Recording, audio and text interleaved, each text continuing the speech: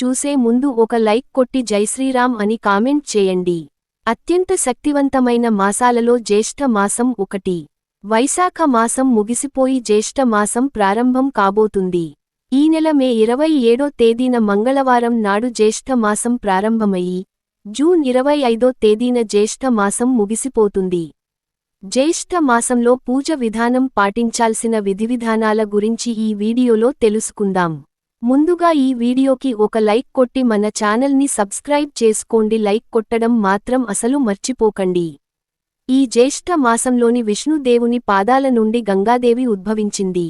అలాగే ఈ జ్యేష్ఠ మాసంలోనే శని దేవుడు కూడా జన్మించాడు.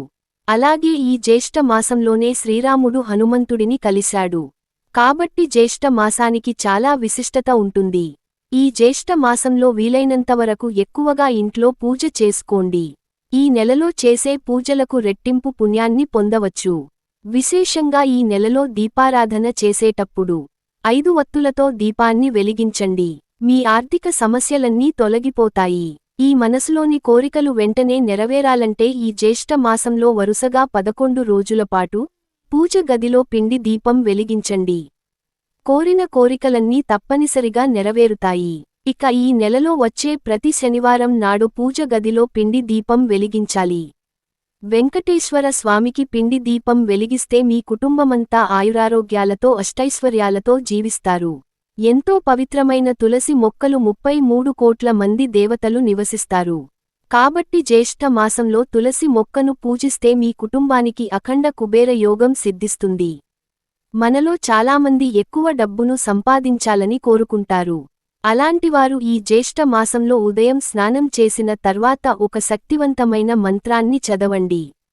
ఆ మంత్రం ఏమిటంటే ఓం శ్రీం హ్రీం క్లీం ఔం స్వాహా. ఈ మంత్రాన్ని 21 సార్లు జపించి లక్ష్మీదేవికి నమస్కారం చేసుకోండి.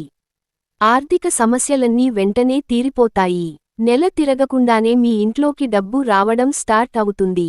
ఇది జ్యేష్ఠ మాసంలో తప్పనిసరిగా కొన్ని నియమాలను పాటించాలి. లేదంటే ఈ సంవత్సరం అంతా ఆర్థిక సమస్యలు వెంటాడుతాయి. ఇది జ్యేష్ఠ మాసంలో నెల రోజులు పాటు పగలు పూట అసలు నిద్రపోకూడదు. ఉదయం నిద్ర లేచిన తర్వాత మళ్లీ రాత్రికి నిద్రపోవాలి. అంతేకాని ఎట్టి పరిస్థితుల్లోనూ మధ్యాహ్నం సమయంలో నిద్రపోకూడదు. దీనివల్ల మీకు దీర్ఘకాలిక అనారోగ్య సమస్యలు వెంటాడుతాయి.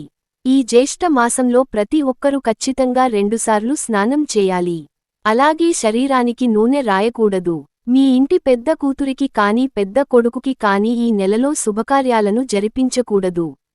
ఇది జ్యేష్ఠ మాసంలో మీ ఇంటికి ఎవరైనా అతిథులు వస్తే ముందుగా వాళ్లకి తాగడానికి మంచి నీళ్లను ఇవ్వండి. ఇంటికి వచ్చిన అతిథులకు మంచినీళ్లు ఇవ్వకుండా బయటకు పంపించకూడదు. ఇది మీ ఇంటికి అరిష్టాన్ని కలిగిస్తుంది. ఇక ఆహారం విషయంలో కూడా కొన్ని నియమాలను పాటించాలి. ఈ జ్యేష్ఠ మాసంలో ఎట్టి పరిస్థితుల్లోనూ బెండకాయ, వెల్లుల్లి, ఆవాలు అలాగే వంకాయను తినకూడదు. శివలింగం పైన చెంబుడు నీళ్లు పోసినా సరే ఆ పరమేశ్వరుడు ఎంతో సంతోషించి కోరిన వరాలన్నీ ప్రసాదిస్తాడు. అయితే ఈ జ్యేష్ఠ మాసంలో ఒక్కసారైనా సరే చల్లటి నీళ్లతో శివలింగానికి అభిషేకం చేయాలి. ఆ పరమేశ్వరుడు ఎంతో సంతోషించి మీరు ఏది కోరుకున్నా సరే వెంటనే నెరవేరుస్తాడు. ఈ జ్యేష్ఠ మాసంలో తల స్నానం చేయాలంటే ఉదయాన్నే చేసేయాలి. సాయంత్రం 6 దాటిన తర్వాత ఎట్టి పరిస్థితుల్లోనూ తలస్నానం చేయకూడదు. అలాగే భోజనం చేసిన తర్వాత కూడా తలస్నానం చేయకూడదు. ఇక వివాహమైన ఆడవారు ఈ జ్యేష్ఠ మాసం నెల రోజులు పాపిట్లో కుంకుమ బొట్టు పెట్టుకోవాలి. S3 అయితే ప్రతిరోజు కుంకుమ బొట్టు పెట్టుకుంటుందో ఆ స్త్రీకి నిండు సౌభాగ్యం వర్ధిల్లుతుంది. అలాగే మీ భర్త ఆదాయం కూడా పెరుగుతుంది. ఈ జ్యేష్ఠ మాసంలో పొరపాటున కూడా ఎవరితోనూ అబద్ధాలు చెప్పకూడదు. ఈ జ్యేష్ఠ మాసంలో వీలైనంతవరకు మాంసాహారానికి దూరంగా ఉండాలి. ముఖ్యంగా శని దోషాలతో ఇబ్బంది పడేవారు మాంసాహారాన్ని నిషేధించాలి. లేదంటే మీ జాతకంలో శని ఉగ్రరూపం దాల్చుతుంది. మీకు దురదృష్టాన్ని అదృష్టంగా మార్చుకోవాలంటే ఇది జ్యేష్ఠ మాసం నెలరోజుల పాటు నీటిలో కొంచెం పసుపు వేసుకొని స్నానం చేయండి. విపరీతమైన అదృష్టం కలుగుతుంది.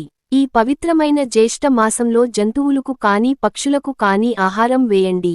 మన దేవతలందరికీ జంతువులే వాహనాలుగా ఉంటాయి కాబట్టి జంతువులకు ఆహారం తినిపిస్తే ముక్కోటి దేవతల ఆశీర్వాదం దక్కుతుంది. మీ ఇంటి సంపద రెట్టింపు కావాలంటే ఇక ఎర్రటి వస్త్రంలో 2 కర్పూరం బిళ్లలను వేసి మూట కట్టి ఈ కర్పూరం మూటను పూజ గదిలో పెట్టుకోండి. ఇలా చేస్తే మీ ఇంటి సంపద రెండింతలు అవుతుంది. ఇది జ్యేష్ఠ మాసానికి కోరికలు తీర్చే మాసంగా భావిస్తారు. కాబట్టి ఈ నెల రోజులు వీలైనంతవరకు లక్ష్మీదేవిని అలాగే విష్ణుమూర్తిని ఎక్కువగా పూజించండి. విశేషంగా ఈ జ్యేష్ఠ మాసంలో ఒక చిన్న తాబేలు విగ్రహాన్ని తెచ్చుకొని మీ పూజ గదిలో ఏర్పాటు చేసుకోండి. మీ ఇంటి ఆర్థిక పరిస్థితి మెరుగుపడుతుంది.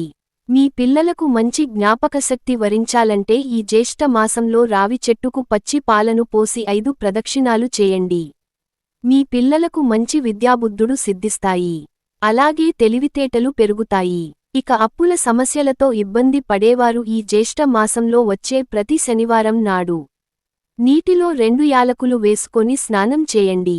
అప్పులు సమస్యలన్నీ క్రమక్రమంగా తగ్గిపోతాయి. అలాగే ఒక రావి ఆకుని తెచ్చుకొని దిండు కింద పెట్టుకొని నిద్రపోండి. అప్పులు బాధలన్నీ వెంటనే తీరిపోతాయి. అలాగే మంచి ఆరోగ్యం కూడా లభిస్తుంది. అన్నింటికన్నా ముఖ్యంగా విష్ణు సహస్రనామాల పారాయణం చేస్తే కోటి జన్మల పుణ్య ఫలితాన్ని పొందవచ్చు. జన్మజన్మల పాపాలన్నీ తొలగిపోయి జన్మజన్మల అదృష్టం వరిస్తుంది. ముఖ్యంగా ఈ జ్యేష్ఠ మాసంలో పేదలకు అరటి పండ్లను దానం చేయండి. మీ కుటుంబానికి సకల ఐశ్వర్యాలు సిద్ధిస్తాయి. నీకున్న దురదృష్టం తొలగిపోయి మీ జాతకంలో ధనరేఖ పెరగాలంటే అలాగే మీకున్న అప్పులు సమస్యలు తీరాలంటే ఎవరికైనా పేదవారికి అరటి పండ్లను దానం చేయండి. మీ జాతకంలో సూర్యుడు బలంగా ఉంటే జీవితంలో దేనికి కొరత ఏర్పడదు. కాబట్టి ప్రతిరోజు ఉదయం స్నానం చేసిన తర్వాత సూర్యునికి నమస్కారం చేయండి. జీవితంలో డబ్బు కొరత ఏర్పడకుండా ఉంటుంది.